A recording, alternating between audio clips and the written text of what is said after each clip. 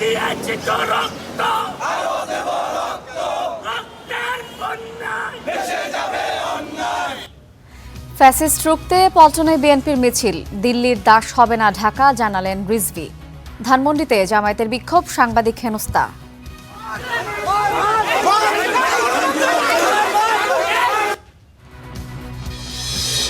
কার্যক্রম নিষিদ্ধ আওয়ামী লীগের প্রতিষ্ঠা বার্ষিকী ঘিরে উত্তাপ, সারা দেশে গ্রেফতার ৬২।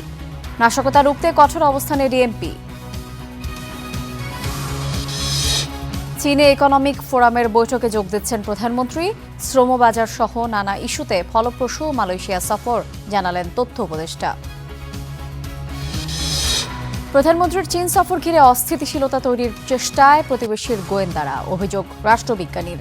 রাজনৈতিক ঐক্যের তাগিদ। চাঁদাবাজি থেকে গৃহবিবাদ, সবখানেই বাড়ছে অস্ত্রের ঝনঝনানি। চট্টগ্রামের সেই অস্ত্রধারী ধরা পড়েনি ৩ দিনে, সরকারের ভূমিকায় প্রশ্ন। হরমুজ নিয়ে নতুন পরিকল্পনা ইরানের, চুক্তি না মানলে যা দরকার তাই করবেন ট্রাম্প। লেবাননে দখল ছাড়বেন না নেতানিয়াহু।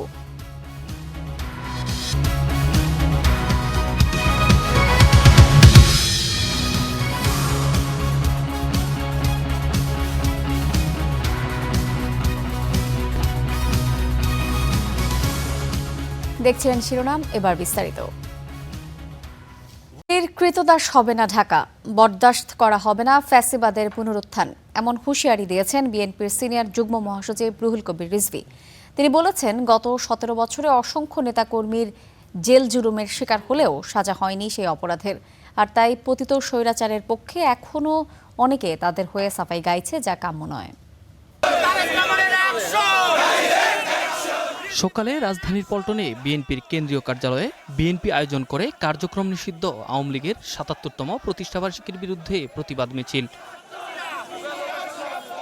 মিছিল শেষে দেশের স্বাধীনতা ও সার্বভৌম বিরোধী কোনো তৎপরতা বরদাস্ত করা হবে না বলে হুঁশিয়ারি দেন বিএনপির সিনিয়র যুগ্ম মহাসচিব। প্রতিদিন আমাদের সজাগ থাকতে হবে। ওরা নানা ধরনের উস্কানিমূলক কাজ করবে, শুধু তারা নয়, তাদের পক্ষের অনেক মহল কিন্তু আজকে এমন কথাবার্তা বলছেন যেটা দেশ বিরোধী, সার্বভৌমত্ব বিরোধী। আমরা বিভিন্ন জায়গায় এত সাহস পেলেন কি করে? একটা মুক্তিযুদ্ধে ৩০ লক্ষ জীবন, ২ লক্ষ মা বোন নির্যাতিত হলেন, সেই জাতিকে আপনারা গোলাম বানাবেন না, দিল্লির কৃতদাস বানাবেন না। এইটা হবে না, এদেশের জনগণ হতে দেবে না। এ সময় দলের অঙ্গ সংগঠনের নেতারা অভিযোগ করেন, দেশে নৈরাজ্য সৃষ্টির পায়তারা করছে কার্যক্রম নিষিদ্ধ একটি দল। বারবার তারা জানমাল অনিরাপদ করেছে সাধারণ মানুষের, তো তারা সাধারণ মানুষের শত্রু হিসেবে অবস্থান নিয়েছে। এজন্য তাদের আর জন্মবার্ষিকী বা প্রতিষ্ঠাবার্ষিকী হবে না, তাদের হবে মৃত্যুবার্ষিকী। যে কোনো মূল্যে ফেসিবাদের সমর্থকদের প্রতিহত করা হবে বলেও ঘোষণা দেন বিএনপির নেতাকর্মীরা। Enamul Haque, star news, Dhaka. পতিত সরকারের ফ্যাসিবাদী শাসন এবং গুম খুনের সঙ্গে জড়িতদের বিচারের মুখোমুখি করার দাবি জানিয়েছে জামায়াত। একই সঙ্গে কার্যক্রম নিষিদ্ধ আওয়ামী লীগের নেতাকর্মীদের নাশকতার বিরুদ্ধে রাজধানীর নানা স্থানে বিক্ষোভও করেছে দলটির নেতাকর্মীরা। তবে ধানমন্ডি ৩২-এ ফ্যাসিবাদ বিরোধী মিছিল শেষ করে কথা কাটাকাটি নিয়ে এক মাল্টিমিডিয়া সাংবাদিককে পিটিয়ে আহত করার অভিযোগ ওঠে জামায়াতের কর্মীদের বিরুদ্ধে।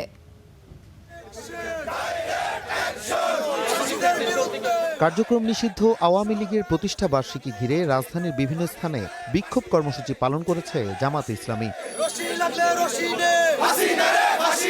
এ সময় বিগত আওয়ামী সরকারের ফ্যাসিবাদী শাসন এবং সরকার সংশ্লিষ্টদের গুম খুনের দ্রুত বিচারের দাবি জানান দলটির নেতাকর্মীরা। বাংলাদেশে জামাত ইসলামী, ইসলামী ছাত্র শিবির এবং আজকে বলে রাখি মহিলা জামাত ছাত্রী সংস্থা সহ যারা আছে, এরা জীবিত থাকতে বাংলাদেশে আওয়ামী লীগের পুনর্বাসন হতে দেব না। অবিলম্বে হাসিনা এবং তার দোষরদেরকে ফিরিয়ে এনে ফাঁসির রায় কার্যকর করতে হবে। তবে ধানমন্ডি ৩২ এলাকায় ফ্যাসিবাদ বিরোধী মিছিল শেষে ঘটে অন্যরকম ঘটনা। সাংবাদিকরা মূল বক্তার বক্তব্য নেওয়ার অনুরোধ করলে কয়েকজন কর্মী তা প্রত্যাখ্যান করেন। এ নিয়ে উভয় পক্ষের মধ্যে কথা কাটাকাটির এক পর্যায়ে মাল্টিমিডিয়া সাংবাদিক মাহফুজুর রহমানকে দোষর আখ্যা দিয়ে মারধর করা হয়। তাকে উদ্ধার করতে গেলে অন্য সাংবাদিকদের সঙ্গেও ধাক্কাধাক্কির ঘটনা ঘটে। হাজারীবাগ থানা আমির সে বলছে যে আপনারা না নিলে চলে যান, আমাদের নেওয়া লাগবে না। আপনারা মন চাইলে থাকেন, না মন চাইলে চলে যান। আমি এই কথার প্রতিবাদ করছি বিধায় তারা আমার উপরে আক্রমণ করলো।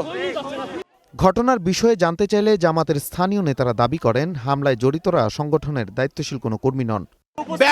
ব্যানার আমাদের ছিল, কিন্তু লোকজন কিন্তু বিভিন্ন ছিল।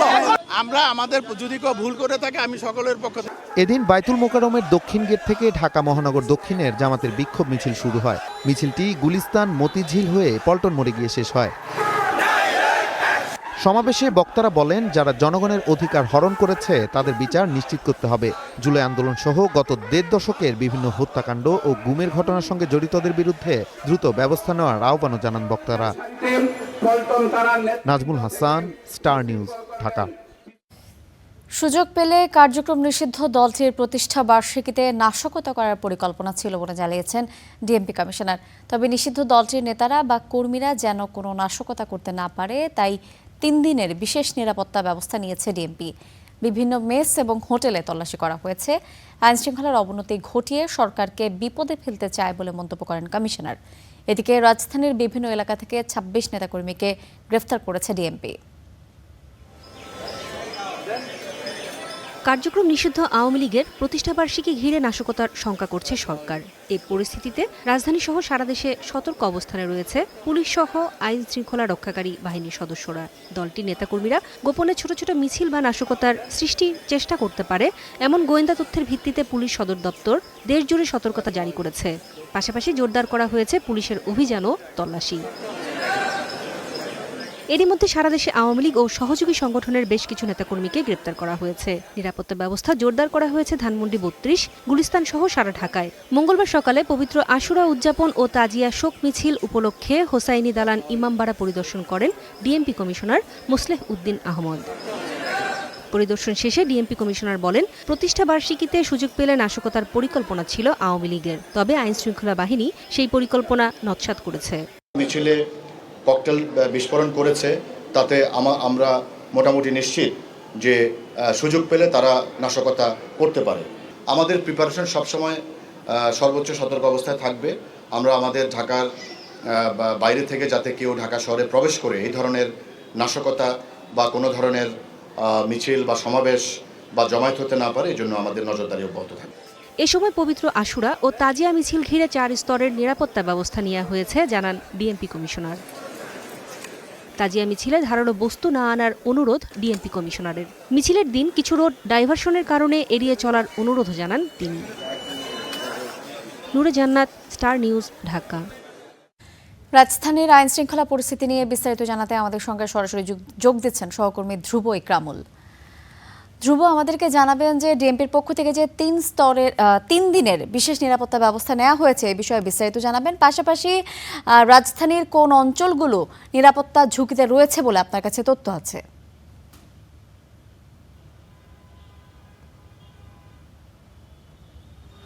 ইমা, আপনি ঠিকই বলেছেন।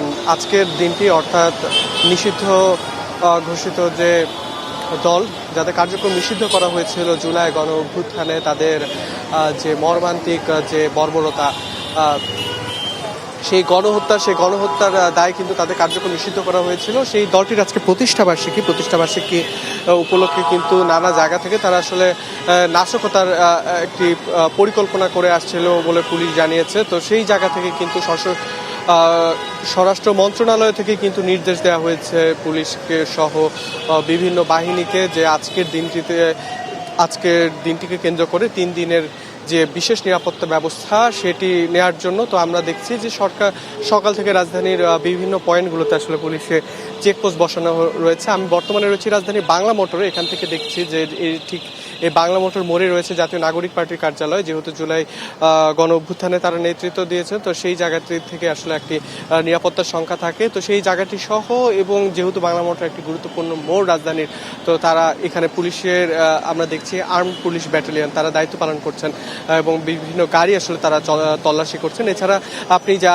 জেনে থাকবেন যে আজকে সকালবেলা ঢাকা মহানগর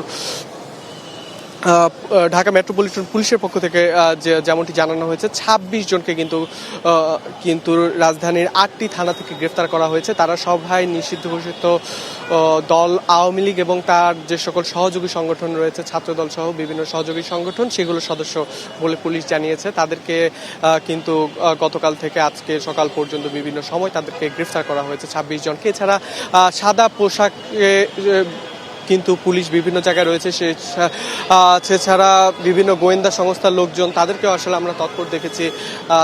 এছাড়া বিভিন্ন আইনশৃঙ্খলা বাহিনীর পাশাপাশি সরকার এবং বিরোধী দলের এবং তাদের যে সকল সহযোগী সংগঠন রয়েছে তাদের নেতা কর্মীরাও আসলে দেখছে যে কোনোভাবে যে আসলে আওয়ামী লীগ বা তার যে সকল সহযোগী। ধ্রুব, আপনাকে অসংখ্য ধন্যবাদ। কার্যক্রম নিষিদ্ধ আওয়ামী লীগের প্রতিষ্ঠা বার্ষিকী ঘিরে সারা দেশে জোরদার করা হয়েছে নিরাপত্তা। গোপালগঞ্জ সহ ৬ জেলায় টহলে রয়েছে সেনাবাহিনী, চালানো হচ্ছে তল্লাশি। গোপালগঞ্জে ৬, নোয়াখালীতে ১৪ এবং রাঙামাটিতে আওয়ামী লীগের ১৬ নেতাকর্মীকে আটকের দাবি করেছে পুলিশ। জন আকাঙ্ক্ষা পূরণে ব্যর্থ হওয়ায় আওয়ামী লীগ নিষিদ্ধ হয়েছে বলে মন্তব্য করেছেন সড়কমন্ত্রী। কার্যক্রম নিষিদ্ধ আওয়ামী লীগের প্রতিষ্ঠাবার্ষিকী ঘিরে এমন সতর্কতা। ৬ জেলায় টহলে নেমেছে সেনাবাহিনী, পাশাপাশি বিভিন্ন জায়গায় মাঠে নেমেছে বিজিবি, সতর্ক অবস্থানে পুলিশ ও র্যাব। ঢাকা, নারায়ণগঞ্জ, চট্টগ্রাম সহ ৬ জেলায় গুরুত্বপূর্ণ পয়েন্টগুলোতে বসানো হয়েছে চেকপোস্ট। যানবাহনে চলছে তল্লাশি, বাড়তি নিরাপত্তা গোপালগঞ্জে। গাজীপুরের মানুষ এখন পর্যন্ত একেবারেই শান্তিতে আছে। আজকে যে ধরনের আশঙ্কা আমরা আগে থেকেই করেছিলাম, মোটামুটি এখন পর্যন্ত তার কোনো চিহ্ন পাওয়া যায়নি। গোপালগঞ্জের আইন শৃঙ্খলা পরিস্থিতি সমুন্নত আছে। যদি কেউ কোনো বিশৃঙ্খলা বা নাশকতার চেষ্টা করে, তখন সেনাবাহিনী তাদের যে দায়িত্ব রয়েছে ইউনাইট টু সিভিল পাওয়ার এর অধীনে, সে দায়িত্ব তারা পালন করবে। বিভিন্ন জায়গায় মোড়ে মোড়ে অবস্থান নেন বিএনপি ও সহযোগী সংগঠনের নেতাকর্মীরাও। হয়েছে বিক্ষোভ মিছিল। আইন শৃঙ্খলা বাহিনী তারা খুব তৎপর, আমি দেখতে পাচ্ছি বিভিন্ন জায়গায়, আমি পয়েন্টে দেখছি তারা অত্যন্ত সজাগ আছে। রাষ্ট্রীয় দায়িত্ব নিয়ে তারা আইন শৃঙ্খলা পরিস্থিতি নিয়ন্ত্রণ করার জন্য তারা দায়িত্ব নিয়েছে, তারা তাদের দায়িত্ব পালন করছে। মুন্সিগঞ্জে এক অনুষ্ঠানে সড়ক পরিবহন ও সেতু মন্ত্রী বলেন, জন আকাঙ্ক্ষা পূরণে ব্যর্থ হওয়ায় নিষিদ্ধ হয়েছে আওয়ামী লীগ। একটা নির্দিষ্ট সংগঠনের তৎপরতা যদি চোখে পড়ে, এটা জাতির ব্যর্থতা এবং জন আকাঙ্ক্ষা এবং জনগণের প্রতিপক্ষ হয়ে ফাংশন করতে গিয়ে আজকে পরিত্যক্ত, জনগণ কর্তৃক বর্জিত, সর্বশেষ নিষিদ্ধ। এদিকে সোমবার রাতভর পুলিশের অভিযানে রাঙামাটি, গোপালগঞ্জ সহ কয়েক জেলায় আটক হয়েছে ৩০ জনের বেশি। তারা আওয়ামী লীগের নেতাকর্মী বলে দাবি পুলিশের। Desk report, star news. কার্যক্রম নিষিদ্ধ আওয়ামী লীগের প্রতিষ্ঠা বার্ষিকী ঘিরে নাশকতা ঠেকাতে রাজধানী সহ সারা দেশের নিরাপত্তা ব্যবস্থা জোরদার করেছে আইন শৃঙ্খলা বাহিনী। এ বিষয়ে আরও জানাতে গোপালগঞ্জ থেকে সরাসরি যোগ দিচ্ছেন সহকর্মী সাব্বির আহমেদ। সাব্বির, গোপালগঞ্জে সেনাবাহিনীর টহল কেমন দেখতে পাচ্ছেন এবং এখন পর্যন্ত কোনো অপ্রীতিকর ঘটনা ঘটেছে কিনা বিস্তারিত জানাবেন।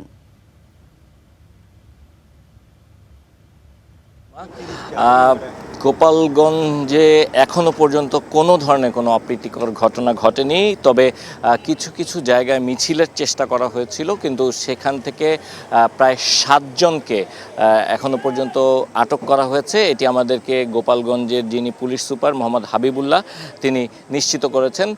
তবে কিছু কিছু জায়গায় ঝটিকা মিছিল হয়েছে, যেই মিছিলগুলো প্রত্যন্ত গ্রামের ভেতরে কোনো জায়গায়, কারণ আমরা যেটি দেখেছি যে শহরের যেই মূল সড়কগুলো রয়েছে এবং গুরুত্বপূর্ণ যে পয়েন্টগুলো রয়েছে সেই পয়েন্টগুলোতে সেনাবাহিনীর পাশাপাশি র্যাব এবং পুলিশের সদস্যরা মোতায়েন রয়েছেন এবং তাদের নিয়মিত টহল চলছে। এর বাইরে বিভিন্ন জায়গায় গুরুত্বপূর্ণ পয়েন্টগুলোতে পুলিশ সদস্য মোতায়েন রয়েছে, কিন্তু অর্থাৎ মূল শহরে কোনো জায়গায় কোনো ধরনের কোনো মিছিল বা এই প্রতিষ্ঠাবার্ষিকীকে কেন্দ্র করে কোনো ধরনের কোনো বড় আয়োজন বা কোনো কিছু চোখে পড়েনি। তবে কিছু কিছু জায়গায় কিছুটা গোপনে থেকে কিছু গ্রামের যে এলাকাগুলো রয়েছে সেই এলাকাগুলোতে কিছু ঝটিকা মিছিল হয়েছে, কেক কাটা হয়েছে এবং আমরা কিছুক্ষণ আগে টুঙ্গিপাড়া অর্থাৎ বঙ্গবন্ধুর যেই সমাধিসৌধ সেখানে গিয়েছিলাম। সেখানেও সাধারণ মানুষের সঙ্গে আমরা কথা বলেছি। তারা আমাদেরকে যেটি বলেছেন যে আগে এই দিনে এখানে লোকে লোকারণ্য থাকতো, বড় বড় নেতা কর্মীরা এখানে আসতেন এবং তারা গাড়ির বহর নিয়ে আসতেন, এক ধরনের রমরমা অবস্থা ছিল। কিন্তু আজকে কিন্তু এই পুরো এলাকা একেবারে শূন্য, একেবারে নীরস একটি জায়গা। তারা এই ধরনের গোপালগঞ্জ আসলে কখনোই দেখেননি, কারণ কার্যক্রম নিষিদ্ধ হওয়ার পর এটি প্রথম আওয়ামী লীগের প্রতিষ্ঠাবার্ষিকী। আর এই প্রতিষ্ঠাবার্ষিকীতে এই কারণে সাধারণ যে নেতাকর্মীরা যারা রয়েছেন তারা বেশিরভাগই আসলে পলাতক, কারণ অনেকের বিরুদ্ধেই নানা ধরনের মামলা রয়েছে। আর এই কারণেই মূলত একেবারে ফাঁকা এবং কোনো ধরনের কোনো আয়োজন এই প্রতিষ্ঠাবার্ষিকীকে কেন্দ্র করে নেই। আর এই প্রতিষ্ঠাবার্ষিকীকে কেন্দ্র করে যেন কোনো নাশকতা বা অপ্রীতিকর ঘটনা না ঘটে সেজন্য আসলে আইনশৃঙ্খলা বাহিনীও সতর্ক অবস্থানে রয়েছেন। তো এই ছিল আমার কাছে এই মুহূর্তে গোপালগঞ্জ থেকে সবশেষ। সাবির, আপনাকে অসংখ্য ধন্যবাদ। আমরা দেখতে পাচ্ছি আমাদের সঙ্গে ইতিমধ্যে যুক্ত হয়েছেন চট্টগ্রাম থেকে সৈয়দ তাম্মিম মাহমুদ এবং গাজীপুর থেকে হোসাইন আলী বাবু। এবার যাচ্ছি চিটাগংয়ে তাম্মিমের কাছে। তাম্মিম, আমাদেরকে জানাবেন চট্টগ্রামের কি পরিস্থিতি আপনি দেখতে পাচ্ছেন, নিরাপত্তা ব্যবস্থা কতটুকু জোরদার করা হয়েছে এবং এখন পর্যন্ত কোনো অপ্রীতিকর ঘটনা ঘটেছে কিনা জানাবেন বিস্তারিত।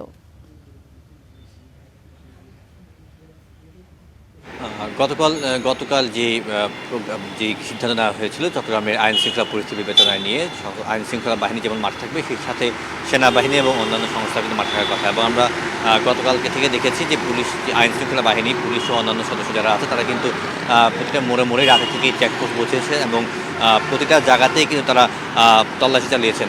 কোনো সন্দেহভাজন ব্যক্তি বা কোনো সন্দেহভাজন গাড়ি যদি চোখে পড়েছে সবগুলোকে তারা কিন্তু চেকিং করেছেন এবং চেক ছাড়া কাউকেই তারা অতিক্রম করতে দেয়নি চেকপোস্টগুলো। এছাড়া আমরা সকাল থেকে চট্টগ্রামের বিভিন্ন মোড়গুলো এবং বিভিন্ন এলাকা কিন্তু আমরা পরিদর্শন করেছি এবং ঘুরে দেখেছি। সেখানে কিন্তু কোনো ধরনের অপ্রীতিকর ঘটনা এখন পর্যন্ত আমাদের চোখে পড়েনি এবং কোনো ধরনের অপ্রীতিকর ঘটনাও কিন্তু আমরা শুনিনি। আমরা কথা বলেছিলাম পুলিশের সাথে এবং বিভিন্ন যারা আছে তারা সিটি মেয়র সহ অন্যান্যদের সাথে, তারাও বলছেন যে তাদের চোখেও এখন পর্যন্ত কোনো ধরনের অপ্রীতিকর ঘটনা পড়েনি। তবে বিভিন্ন মোড়ে আমরা বিএনপি সহ তার অঙ্গ সংগঠনের নেতাবৃন্দদের দেখেছি, তারা অবস্থান করছেন এবং তাদের যে ভাষ্য, তারা বলছেন যেহেতু আওয়ামী লীগের কার্যক্রম নিষিদ্ধ করা হয়েছে, তবে সেই জন্য তারা কিন্তু প্রায় ঝটিকা মিছিল বের করে এবং ঝটিকা মিছিলের মাধ্যমে আইন শৃঙ্খলা পরিস্থিতি একটি উত্তপ্ত পরিস্থিতি সৃষ্টি হয়। তবে সেই পরিস্থিতি যাতে না হয় সেই জন্য তারা সজাগ রয়েছেন এবং সেই মাঠে তাদেরকে মোকাবেলা করার জন্য তারা অবস্থান করছেন এবং আইন শৃঙ্খলা বাহিনী যারা আছে তাদের সহযোগিতা করছেন বলে তারা জানিয়েছেন। তবে এখন পর্যন্ত কোনো ধরনের অপ্রীতিকর ঘটনা কিন্তু আমাদের চোখে পড়েনি। তো এছাড়াও বিএনপির পাশাপাশি জামাত এবং এনসিপির নেতৃবৃন্দরা কিন্তু আমরা দেখেছি মাঠে তাদের সর্ব উপস্থিতি এবং তারা বিভিন্ন জায়গায় কিন্তু এর প্রতিবাদে মিছিল করছে এবং তাদের একটি দাবি যে আওয়ামী লীগকে যেহেতু কার্যক্রম নিষিদ্ধ করা হয়েছে, সেই কার্যক্রম যেহেতু বন্ধ রাখা হয়েছে, সেই জন্য তারা যাতে কোনো ধরনের অপ্রীতিকর ঘটনা ঘটাতে না পারে সেই জন্য আইন শৃঙ্খলা বাহিনীকে তারা সজাগ থাকার জন্য অনুরোধ জানিয়েছেন। এই ছিল চট্টগ্রাম থেকে আমার কাছে সবচেয়ে সংবাদ। ইমা। তামিম, আপনাকে অসংখ্য ধন্যবাদ। আমরা এবার যাচ্ছি গাজীপুরে বাবুর কাছে। বাবু, আমাদেরকে জানাবেন গাজীপুরের সার্বিক কী চিত্র দেখতে পাচ্ছেন এবং আওয়ামী লীগের প্রতিষ্ঠা বার্ষিকী ঘিরে গাজীপুরের কোথাও কোনো নিরাপত্তা শঙ্কা রয়েছে কিনা?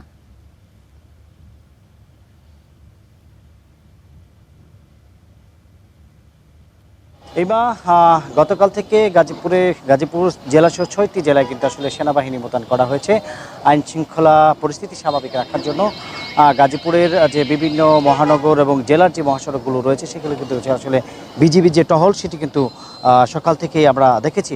কিন্তু সেনাবাহিনী মোতায়েন করা হলে এখনও পর্যন্ত কিন্তু সেনাবাহিনীর কোনো টহল আমাদের চোখে পড়েনি। আমরা যতটুকু জানতে পেরেছি আসলে সাভার ক্যান্টনমেন্ট থেকে 90 ডিভিশনের একটি সেনা সদস্যর দল রাজেন্দ্রপুর ক্যান্টনমেন্টে এসেছেন। তারা আসলে গাজীপুরে যে আওয়ামী লীগের প্রতিষ্ঠাবার্ষিকী নিষিদ্ধ ঘোষিত আওয়ামী লীগের যে প্রতিষ্ঠাবার্ষিকী সেটি হলে অথবা কোনো জায়গায় কোনো ঝটিকা মিছিল অথবা কোনো ধরনের বিশৃঙ্খলা সৃষ্টি হলে সেই জায়গাতে আসলে সেনাবাহিনী মাঠে নেমে কাজ করবেন। আরেকটি তথ্য দিয়ে রাখি, আসলে খুব ভোরে সকালবেলায় গাজীপুরের ঢাকা ময়মনসিংহ মহাসড়কের যে শালনা এলাকায়, সেই শালনা এলাকায় কিন্তু মহানগর ছাত্রলীগের উদ্যোগে একটি ঝটিকা মিছিল হয়েছে আসলে নিষিদ্ধ ঘোষিত আওয়ামী লীগের যে ৭৭তম প্রতিষ্ঠা বার্ষিকী, সেই ৭৭তম প্রতিষ্ঠা বার্ষিকী কিন্তু ছাত্রলীগের একটি মিছিল হয়েছে। আসলে কার নেতৃত্ব হয়েছে এবং কারাই নেতৃত্ব দিয়েছেন সেই বিষয়ে আসলে পুলিশ এখনো কোনো তথ্য আমাদেরকে নিশ্চিত করেনি।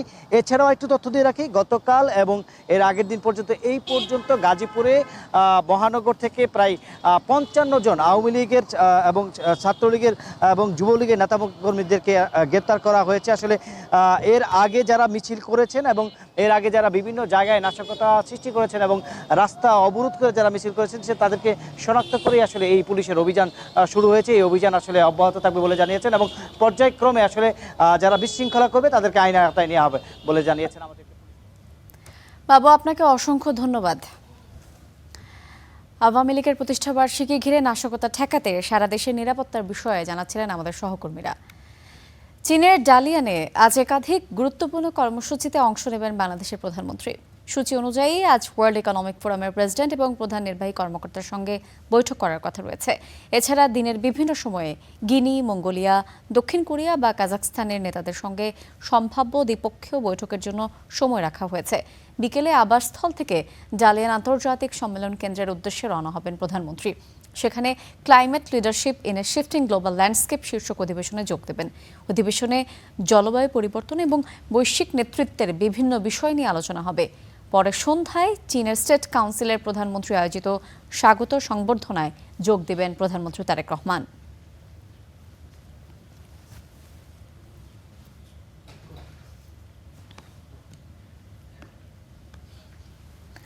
দাভোস ফোরামে অংশ নিতে চীনের দালিয়ানে অবস্থান করছেন বাংলাদেশের প্রধানমন্ত্রী তারেক রহমান। প্রধানমন্ত্রীর চীন সফর নিয়ে জানতে দালিয়ান থেকে সরাসরি যুক্ত হচ্ছেন চায়না মিডিয়া গ্রুপের বাংলা বিভাগের সাংবাদিক ওয়াং চুইয়াং জিনিয়া। যিনি আমাদেরকে জানাবেন যে প্রধানমন্ত্রী তারেক রহমানের আজকের দিনে কোন কোন কর্মসূচি রয়েছে এবং দাভোস ফোরাম আলোচনা কেন গুরুত্বপূর্ণ বলে মনে করা হচ্ছে। তো বাংলাদেশের প্রধানমন্ত্রী তারেক রহমান আজ আসলে দালিয়ানে একটি ব্যস্ত সময় পার করেছেন এবং এই সকালে তিনি সাংরিরা হোটেলে বিশ্ব অর্থনৈতিক ফোরামের প্রেসিডেন্ট এবং সিইও সাথে সাক্ষাৎ করেছেন এবং তারপর তিনি তো সামার দাভোস ফোরামের উদ্বোধনী অনুষ্ঠানে প্রধান ফোরামে তো যোগ দেন এবং যেখানে চীনের প্রধানমন্ত্রী লি ছিয়াও উপস্থিত ছিলেন এবং বক্তব্য দিয়েছেন এবং এই বিকেলে তিনি তো দালিয়ান আন্তর্জাতিক সম্মেলন কেন্দ্রে তো পরিবর্তনশীল বৈশ্বিক প্রেক্ষাপটে জলবায়ু নেতৃত্ব শীর্ষক অধিবেশনে প্রধান অতিথি হিসেবে বক্তৃতা দিয়েছেন। আসলে বক্তৃতা দিচ্ছেন এখন মাত্র এই মুহূর্তে তিনি তো ওই জেনেভা হলে এখন যে সেমিনারে অংশ নিচ্ছেন এবং আজ সন্ধ্যায় তিনি তো চীনের প্রধানমন্ত্রী লি ছিয়াংয়ের দেওয়া স্বাগত নৈশ ভোজে অংশগ্রহণ করবেন। সেজন্য আপনারা বুঝতে পারেন তো ব্যস্ত একটি কর্মসূচি প্রথম যে সামার দাভোস ফোরামে। জিনিয়া, আপনাকে অসংখ্য ধন্যবাদ। আমাদের সঙ্গে চায়না মিডিয়া গ্রুপের বাংলা বিভাগের সাংবাদিক ওয়াং চুইয়াং জিনিয়া যুক্ত ছিলেন। প্রধানমন্ত্রীর মালয়েশিয়া সফর ফলপ্রসূ হয়েছে বলে জানিয়েছেন তথ্য উপদেষ্টা। মুক্ত বাণিজ্য, শ্রমবাজার এবং আসিয়ানে যুক্ত হওয়া নিয়ে বড় অগ্রগতিও দেখছেন তিনি। সচিবালয়ের ব্রিফিংয়ে কার্যক্রম নিষিদ্ধ আওয়ামী লীগ প্রশ্নে তিনি বলেছেন, দলটি নৈতিক ভিত্তি হারিয়েছে, নিষিদ্ধের সিদ্ধান্ত আসতে হবে আদালত থেকে। প্রধানমন্ত্রীর মালয়েশিয়া সফরে উষ্ণ সংবর্ধনা, দ্বিপাক্ষিক ইস্যুতে সমঝোতা, দুই সরকার প্রধানের একান্ত বৈঠক সব মিলিয়ে একে বড় কূটনৈতিক বিজয় হিসেবে দেখছে সরকার। সচিবালয়ে এ নিয়ে কথা বলেন প্রধানমন্ত্রীর তথ্য উপদেষ্টা। জানান, মালয়েশিয়ার শ্রমবাজার দ্রুত খুলে যাবে বলে আশাবাদী সরকার। ভালোভাবে আলোচনা হয়েছে এবং আমি কিছু ব্যক্তিগত কথাবার্তার ক্ষেত্রে খেয়াল করেছি, আমার কাছে মনে হলো, আমি এটাও আবার বলছি, আমি খুব নিশ্চিতভাবে বলছি না, এটা খুব দ্রুতই উন্মুক্ত হবে, আমরা এটা আশা করতে পারি নিশ্চয়ই। স্থানীয় সরকার নির্বাচন দ্রুতই শুরু হচ্ছে জানিয়ে তথ্য উপদেষ্টা বলেন, দলীয় প্রতীকবিহীন নির্বাচনে যে কোনো নাগরিকের অংশ নেয়ার সুযোগ থাকছে। এটা 26 সেপ্টেম্বর অক্টোবরে যদি শুরু হয়, 27 সেপ্টেম্বর অক্টোবর বা 27-এর মধ্যে এই নির্বাচনটা শেষ করার চেষ্টা সরকার করবে। স্বাধীন মিডিয়া কমিশনের প্রয়োজনীয়তার কথা উল্লেখ করে উপদেষ্টা বলেন, সাংবাদিক সংগঠনগুলোর সঙ্গে আলোচনার ভিত্তিতে স্বচ্ছ প্রক্রিয়ায় চূড়ান্তভাবে কমিশন গঠন করা হবে। মিডিয়া কমিশনটা কেমন হবে, এটা কিভাবে গঠিত হবে, এটার পরিধি কি হবে, এটার ক্ষমতা কি হবে, কাদেরকে নিয়ে তৈরি হবে, এই জিনিসগুলো নির্ধারিত হবে। এটা সবার সাথে কথা বলে আমরা করব। প্রতিরক্ষা খাতে অপ্রতুল বাজেট বরাদ্দ প্রসঙ্গে উপদেষ্টা বলেন, বরাদ্দের বাইরেও ভালো কোনো প্রকল্প থাকলে সরকার সেখানে অর্থায়ন করবে বলে জানান। Nafia Farzana, star news. প্রধানমন্ত্রীর চীন সফর ঘিরে দেশকে অস্থিতিশীল করার চেষ্টা করছে প্রতিবেশী রাষ্ট্রের গোয়েন্দা সংস্থা, এমন অভিযোগ এনেছেন রাষ্ট্রবিজ্ঞানী দিলারা চৌধুরী। হিন্দু মুসলিম দাঙ্গা চেষ্টা হচ্ছে বলেও শঙ্কা জানান তিনি। এছাড়া দেশের সার্বভৌমত্বের বিরুদ্ধে এক আইনজীবীর বক্তব্যের সমালোচনা করেছেন সুপ্রিম কোর্টের সিনিয়র আইনজীবীরা। হাবিবুর রহমান অভির রিপোর্টে বিস্তারিত। বিভিন্ন বিশ্বের দেশ থেকে সাহায্য চেয়ে আমরা বাংলাদেশ আরেকটি প্রদেশ করব শুধুমাত্র সনাতনীদের জন্য। সম্প্রতি সংখ্যালঘুদের জন্য আলাদা প্রদেশ তৈরির বক্তব্য দেন এক আইনজীবী, আর রাজধানীর শাহবাগে দেওয়া হয় জয় শ্রীরাম স্লোগান। সুপ্রিম কোর্টের আইনজীবীরা বলছেন, অন্য দেশের সহযোগিতায় প্রদেশ তৈরির ঘোষণা রাষ্ট্রদ্রোহিতার শামিল। যে বক্তব্য দিয়েছেন সেটা হচ্ছে অবশ্যই রাষ্ট্রদ্রোহিতার মধ্যে পড়ে, যে একজন ব্যক্তি চাইবেন এবং আমাদের অন্য একটা রাষ্ট্র চলে আসবে, এখানে এসে তার চাহিদা অনুযায়ী ধর্মীয় কারণে বা ধর্মীয় পরিচয়ের মাধ্যমে একটা প্রদেশ সৃষ্টি করবে, এই ধরনের কথা সুস্থ স্বাভাবিক কোনো মানুষের পক্ষে বলা সঠিক না। আলাদা প্রদেশ তৈরির ভাবনাকে একেবারেই অবাস্তব বলছে হিন্দু মহাজোট। না, ওই দাবি আমি একমত না। একমত না বলতে গেলে বাংলাদেশের যদি আমার বাড়ি হলো রাজবাড়ি, আমাকে যদি বলেন চট্টগ্রামে যায় বসতি করেন, আমি তো করবো না। এটা হচ্ছে উনি যেটা বলছে এটা অসম্ভব, এটা হলো অবাস্তব। কেউ করবে না, হিন্দুরাই করবে না। দরকার হলে এই দেশ ছেড়ে চলে যাবে, তবে এই দেশের মধ্যে আর এক দেশে যায় বসবাস করবে না। রাষ্ট্রবিজ্ঞানী দিলারা চৌধুরীর শঙ্কা, হিন্দু মুসলিম দাঙ্গা তৈরির চেষ্টা চলছে। উনি যখন বলেন কয়েকটি দেশ, তা আমার মাথায় একটা দেশের কথাই মনে হয়। তো একটা দেশে কিন্তু গুপ্ত সাহায্য করবে। মূর্তি থাকবে মন্দিরের ভিতরে, কারণ একটা ওপেন জায়গায় একটা মূর্তি থাকলে কেউ হয়তো ওটাতে একটা ঢিল মারবে, কেউ হয়তো ওটা থেকে একদিন একটু আগুন লাগানোর চেষ্টা করবে, আর লেগে যাবে হিন্দু মুসলিম। এই উস্কানিতে আমাদের পা দেওয়া উচিত না। হঠাৎ এসব কর্মকাণ্ডে প্রতিবেশী রাষ্ট্রের গোয়েন্দা সংস্থার সংশ্লিষ্টতার সন্দেহ করছেন এই রাষ্ট্রবিজ্ঞানী। চৈতালির উনি যে স্টেটমেন্টটা দিয়েছেন, উনি তো বোঝাই যায় যে একটা কোনো সংস্থার হয়ে কাজ করছে। মোস্ট লাইকলি র তাকে বলেছে যে তুমি এইটা বলো। খালেদা জিয়া গেছিলেন যখন চীন সফরে, তখন আমরা শুনেছিলাম যে চীনের সঙ্গে কিছু চুক্তি হবে আর কি। তখন এই 64টা জেলায় যখন বোমা, তখন উনি তাড়াতাড়ি করে সফর সংক্ষিপ্ত করে ফিরে আসেন। তো এখন দুটার মধ্যে আমি কোরিলেশন দেখি। রাজনৈতিক দলগুলোকে ঐক্যবদ্ধ থাকার তাগিদ দেন রাষ্ট্রবিজ্ঞানী দিলারা চৌধুরী। আমাদের ন্যাশনাল সিকিউরিটি থ্রেট হয়ে দাঁড়িয়েছে। হাবিবুর রহমান অভি, স্টার নিউজ, ঢাকা। দেশে উদ্বেগজনক হারে বাড়ছে অবৈধ অস্ত্রের ব্যবহার। পারিবারিক বিরোধ থেকে শুরু করে চাঁদাবাজি, সব ক্ষেত্রেই দেখা যাচ্ছে অস্ত্রের ঝনঝনানি। এতে জনমনে ছড়িয়ে পড়ছে আতঙ্ক। বিশেষজ্ঞরা বলছেন, সরকারের পক্ষ থেকে বারবার আইন শৃঙ্খলা স্বাভাবিক থাকার দাবি করা হলেও বাস্তব চিত্র ভিন্ন।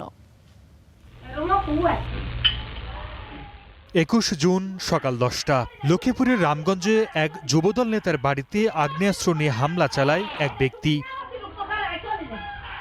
একদিন আগে চট্টগ্রামের বিসিক শিল্প এলাকায় একদল যুবককে অস্ত্র নিয়ে মহড়া এবং ফাঁকা গুলি করতে দেখা যায়। এ সময় এক যুবদল নেতাকে প্রাণনাশের হুমকি দেওয়ার অভিযোগ ওঠে। এর এক সপ্তাহ আগে রাউজানে মাসুদুল হক চৌধুরী নামে এক যুবদল নেতাকে প্রকাশ্যে গুলি করে হত্যা করা হয়। পুলিশ সদর দপ্তরের তথ্য বলছে, বছরের শুরু থেকেই অবৈধ অস্ত্রের ব্যবহার ছিল আশঙ্কাজনক। জানুয়ারি থেকে মে মাস পর্যন্ত দেশব্যাপী অস্ত্র আইনে মোট 858টি মামলা হয়েছে, যার মধ্যে জানুয়ারি মাসে সর্বোচ্চ 269টি মামলা রেকর্ড করা হয়। পরিসংখ্যানের সবচেয়ে উদ্বেগজনক চিত্র চট্টগ্রাম বিভাগে। 5 মাসে এই রেঞ্জে রেকর্ড করা হয়েছে 237টি ঘটনা। বিশেষজ্ঞরা বলছেন, সরকারের পক্ষ থেকে বারবার আইনশৃঙ্খলা স্বাভাবিক থাকার দাবি করা হলেও বাস্তব চিত্র ভিন্ন। এমন অস্ত্রকাণ্ড তারই প্রমাণ। অস্ত্রের ঝনঝনানি যেমনি বেড়ে উঠছে, আরেকটি বিষয় নতুন করে সৃষ্টি হয়েছে, সেটি হচ্ছে মব সন্ত্রাস। কিছু অস্ত্র লুট হয়ে গেছে, সেই লুট হওয়া অস্ত্রও কিন্তু তেমনটি উদ্ধার হয়নি। সে কারণে আমার মনে হয় যে এই সরকারকে আরও বেশি তৎপর হতে হবে। পুলিশ বলছে, অবৈধ অস্ত্রের ব্যবহার বন্ধে কঠোর অবস্থানে তারা। থানা থেকে লুট হওয়া অস্ত্রে উদ্ধারেও চালানো হচ্ছে অভিযান। অস্ত্র উদ্ধারের জন্য আমরা আমাদের সর্বাত্মক প্রচেষ্টা অব্যাহত আছে। আমরা তাকে আইনের আওতায় আনার জন্য বদ্ধপরিকর। জননিরাপত্তা নিশ্চিতে অবৈধ অস্ত্রের উৎস এবং সন্ত্রাসীদের দ্রুত আইনের আওতায় আনার বিকল্প নেই বলে মত বিশেষজ্ঞদের। সর্দার মোহাম্মদ আরিফ, স্টার নিউজ, চট্টগ্রামের চান্দগাঁওয়ের প্রকাশ্যে দেবালোকে অস্ত্র উঁচিয়ে গুলিবর্ষণের ঘটনার 3 দিনেও ধরা পড়েনি অস্ত্রধারী। শনাক্ত করা যায়নি এমন বেপরোয়া অপরাধীকে। চাঞ্চল্যকর এমন ঘটনায় চরম আতঙ্কে রয়েছেন স্থানীয়রা। ভর দুপুর, ব্যস্ত রাস্তা। সিসিটিভি ফুটেজে দেখা যায় হঠাৎ আগ্নেয়াস্ত্র হাতে প্রকাশ্যে এলোপাতাড়ি গুলিবর্ষণ করছে এক যুবক। নগরের চাঁদগাঁও বিসিক শিল্প এলাকার এই সিসিটিভি ফুটেজটি এখন সামাজিক যোগাযোগ মাধ্যমে ভাইরাল। প্রকাশ্য দিবালোকে এমন অস্ত্রের মহড়ায় পুরো এলাকায় নেমে আসে চরম আতঙ্ক। ওই দিন অস্ত্রধারী ব্যক্তি ইউনেস্কো গ্রুপের গেট লক্ষ্য করে গুলি করে। প্রতিষ্ঠানটির কাছে সন্ত্রাসীরা চাঁদা চেয়েছে এমন অভিযোগ উঠলেও ভয়ে সে বিষয়ে মুখ খুলতেও নারাজ তারা। অস্ত্রের এমন প্রকাশ্য মহড়ায় আশপাশের মানুষজন সহ ব্যবসা প্রতিষ্ঠানগুলোতেও চলছে আতঙ্কজনক পরিস্থিতি। তবে প্রকাশ্যে মুখ খুলতেও যেন ভয় তাদের। গুলির শব্দ শুনছি, আমি প্রথম মনে হচ্ছে হয়তো কোনো একটা টায়ারের শব্দ এরকম দেখছি। পরে একের পর এক দুইবার শুনছি, যখন তাকাইছি তৎক্ষণে দেখতে যে কয়েকজন মিলে চিংড়ি করে চলে যেতেছে। এত বড় একটা বিপদ সামনে রেখে আমরা কি দোকান করতে পারবো? কখনো পারবো না। তো নিজের এখন ব্যবসা হচ্ছে তখন নিজের যান বাঁচানোটা অনেক খরচ। ঘটনার 3 দিনেও এখনও অপরাধীকে শনাক্ত বা গ্রেপ্তার করতে পারেনি পুলিশ।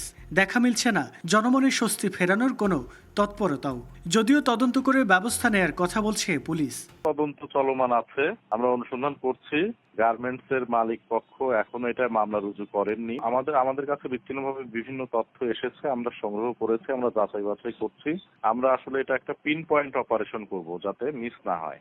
স্থানীয়দের অভিযোগ, যথাযথ আইনি ব্যবস্থা না নেয়ায় এই এলাকায় দিন দিন দুর্ধর্ষ হয়ে উঠছে অপরাধীরা, বিপন্ন করে তুলছে জনজীবন। এই অবস্থা থেকে মুক্তি চেয়েছেন তারা। রুকনউদ্দিন, স্টার নিউজ, চট্টগ্রাম। রাজধানীর নানা থানায় জুলাই হত্যাকাণ্ডের আরও 3 মামলায় জামিন আবেদন করেছেন সাবেক শিক্ষামন্ত্রী দীপু মনি। হাইকোর্টের দ্বৈত বেঞ্চে যে কোনো দিন হতে পারে এর শুনানি। এর আগে তাকে 2 মামলায় জামিন দিয়েছিল হাইকোর্ট। এছাড়া আরও 13 মামলায় কেন জামিন দেয়া হবে না জানতে চেয়ে দেয়া হয় রুল। এ পর্যন্ত সাবেক এই মন্ত্রীকে অন্তত 39টি মামলায় গ্রেফতার দেখানো হয়েছে। এদিকে জুলাইয়ের একাধিক হত্যা মামলায় সাংবাদিক মোজাম্মেল বাবু, শাকিল আহমেদ এবং ফারজানা রূপার জামিন প্রশ্নে হাইকোর্টের রুল শুনানি হবে আগামী সপ্তাহে।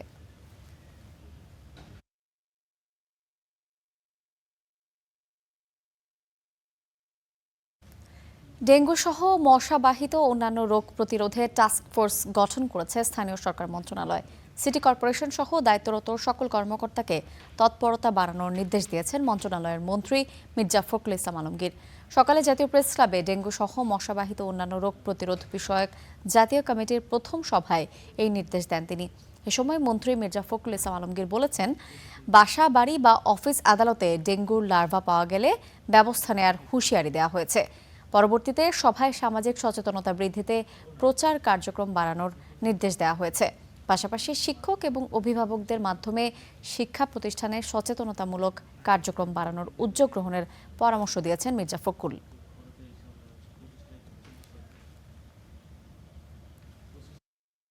সেখানে ওই যে ব্র্যাককে সংযুক্ত করছেন নট সিটি কর্পোরেশন, আমি মনে করি যে গুড আপনার একটা ভালো একটা ব্যবস্থা।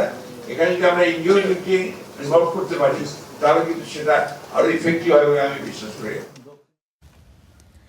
প্রযুক্তি নির্ভর ট্রাফিক ব্যবস্থাপনা, গতি নিয়ন্ত্রণ, সড়ক অবকাঠামো উন্নয়ন এবং আধুনিকায়নের উদ্যোগ নিয়েছে সরকার, জানিয়েছেন সড়ক প্রতিমন্ত্রী হাবিবুর রশিদ। দুপুরে রাজধানীর ব্র্যাক সেন্টারে নারী চালকদের সনদ তুলে দেন তিনি। জানিয়েছেন, নারীদের জন্য বাস, নারী চালকদের পেশাগত প্রশিক্ষণের মাধ্যমে নতুন কর্মসংস্থানের সুযোগ তৈরি করা হচ্ছে। এ সময় সীমিত সম্পদের সম ব্যবহারের মাধ্যমে ঐক্যবদ্ধভাবে দেশকে এগিয়ে নেওয়ার আহ্বানও জানিয়েছেন প্রতিমন্ত্রী।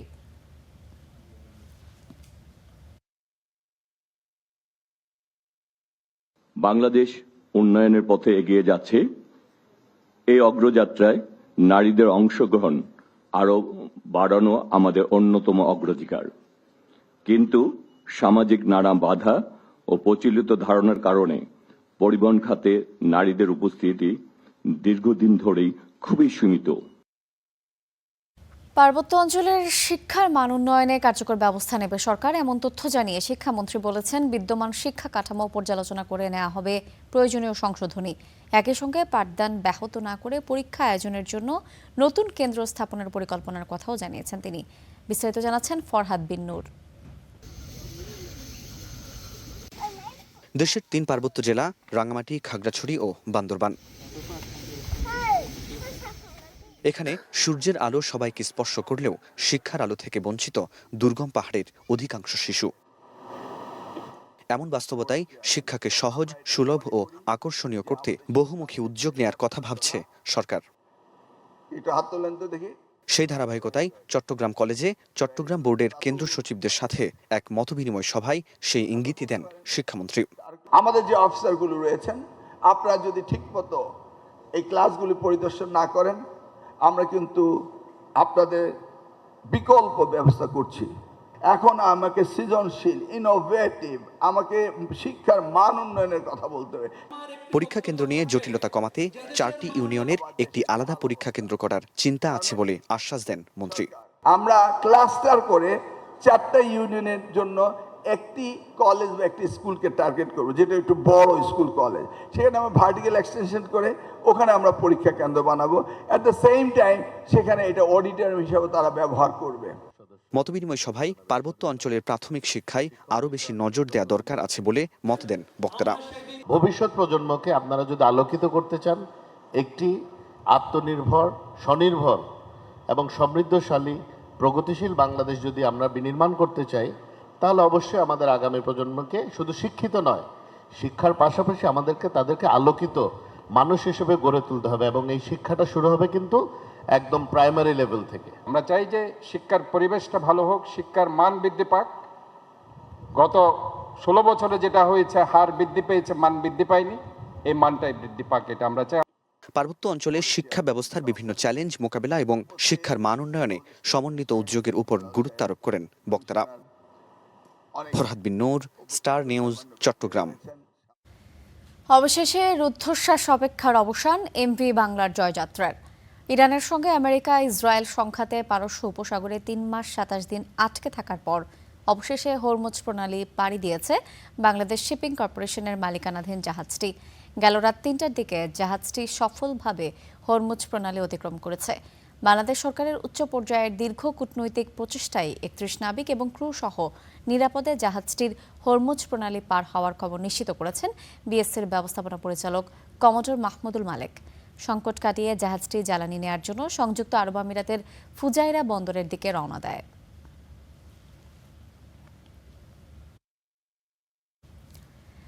আন্তর্জাতিক প্রসঙ্গ। ইরানের হাতেই থাকছে হরমুজের নিয়ন্ত্রণ, তবে এই পথে জাহাজ চলাচলের সুবিধায় সরাসরি যোগাযোগের একটি ব্যবস্থা গড়ে তুলবে দেশটি।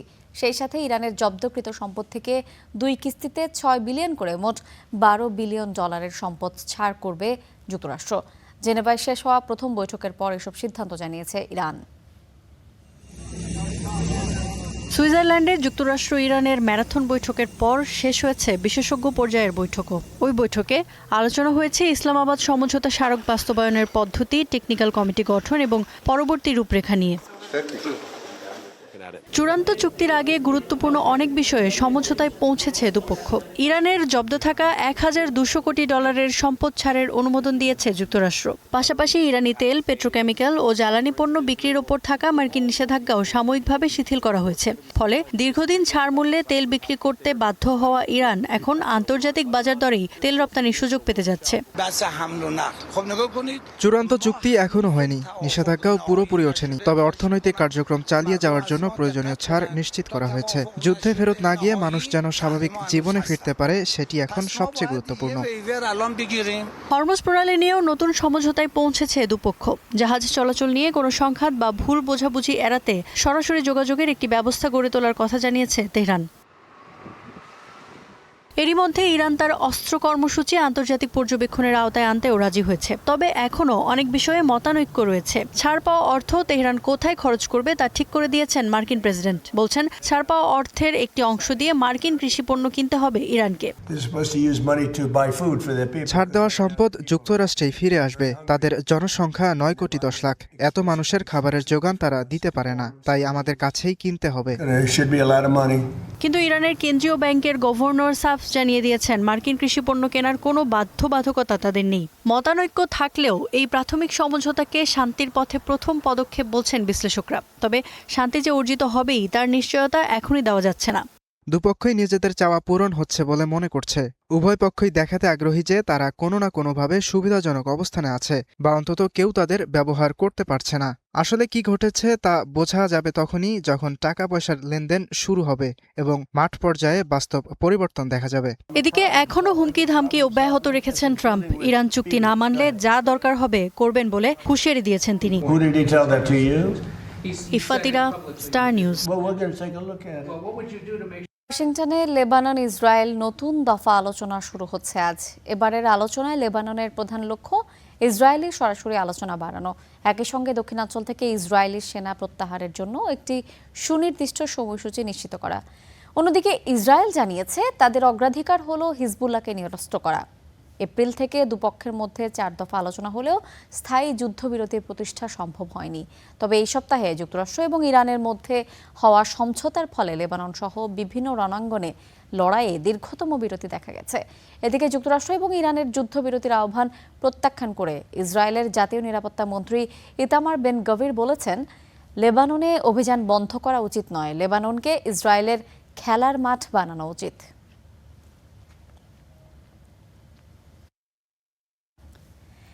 বৈশ্বিক নিরাপত্তা পরিস্থিতিতে পারমাণবিক অস্ত্র অর্জনের বিকল্প নেই। উত্তর কোরিয়ার ক্ষমতাসীন ওয়ার্কার্স পার্টির কেন্দ্রীয় কমিটির বৈঠকে এই মন্তব্য করেছেন দেশটির নেতা কিম জং উন। তিনি বলেছেন, পারমাণবিক অস্ত্রধারী রাষ্ট্র হিসেবে উত্তর কোরিয়ার অবস্থানকে আরও শক্তিশালীভাবে কাজে লাগাতে হবে। উত্তর কোরিয়ার অভিযোগ, যুক্তরাষ্ট্র এবং দক্ষিণ কোরিয়া তাদের যৌথ পারমাণবিক প্রতিরক্ষা সক্ষমতা ক্রমাগত উন্নত করছে, যার মূল উদ্দেশ্য উত্তর কোরিয়ার বিরুদ্ধে সামরিক চাপ সৃষ্টি করা। পিয়ংইয়ং বলছে, মার্কিন পদক্ষেপ কোরীয় উপদ্বীপের নিরাপত্তা পরিস্থিতিকে আরও ঝুঁকিপূর্ণ করে তুলছে।